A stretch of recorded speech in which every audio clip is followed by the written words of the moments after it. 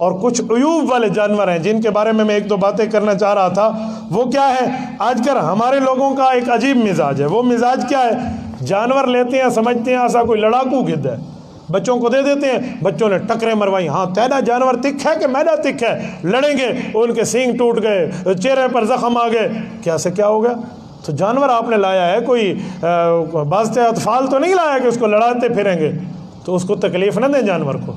ایک بندے نے 1.5 لاکھ کی گائے لی، کہتے ہیں میں ڈاٹسن سے اتار رہا تھا، اس کی ٹانگ بھی ٹوٹ گئی، دم بھی ٹوٹ گئی. میں کہ چوری تلے، اب کیا بچے گا؟ تو اس سے اچھا تھا 1.5 لاکھ کی گائے کے بجائے آپ 10 بکرے لے لیتے، 9 غریبوں کے گھر دے دیتے، ایک اپنے پاس رکھ لیتے. آپ قربانی کے قربانی، فائدے کا فائدہ بھی ہو جاتا. میں ایسے خاندانوں کو جانتا ہوں جو سارا سال اپنی قربانی کے پیسے جمع کرتے ہیں. اگر 5-8 بھائی ہیں تو ایک بھائی نے اپنا ایک بکرا لے لیا ہے. جب لے لیا، ایک غریب کے گھر دے دیا، ایک اپنے پاس کام کرنے والے مزدوروں کے پاس دے دیا. آپ ذبح کرنا، ذبح وہ کرے گا، کھائے گا وہ، اور فرض اس کا ادا ہو رہا ہوگا. تو ایسا بھی کرنا چاہیے.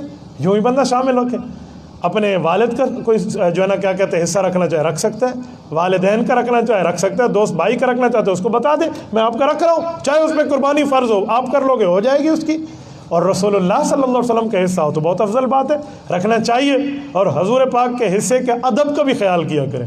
آداب کا خیال ہے. اگر ایک جانور میں 7واں حصہ ہے اور سارے کل پین مانگ کے تو ہی دے چاہتے، تو ہی دے چاہتے، تو ہی دے چاہتے، گلی والا وی تو ہی دے چاہ. اب حضور کا حصہ بن گیا، بھکاری حصہ حضور کا نہ بنائے، بھکاری حصہ نہ بنائے، ایک ہی بندہ لے. یہ نہ اس ایک حصے میں 10 بندے برابر ہوئے پڑے ہوں تو قربانی کیسے ہوگی؟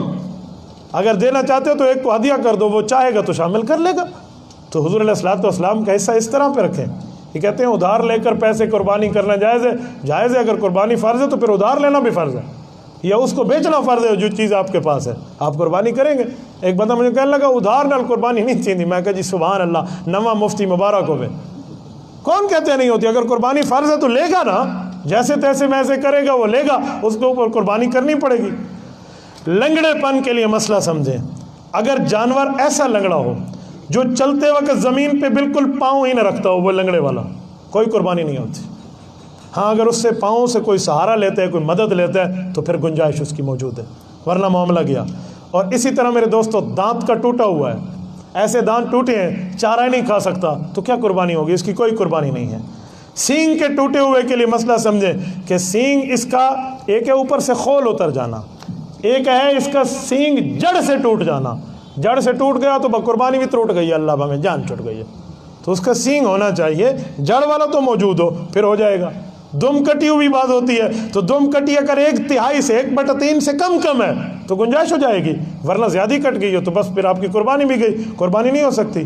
تھن خراب ہو تو اس کے بارے میں بھی یاد رکھیں، تھنوں کی مقدار کا کیا معاملہ ہے. بھینس اور گائے ہو، 1 تن خراب باقی 3 ٹھیک ہوں، قربانی ہو سکتی ہے. ٹھیک ہے.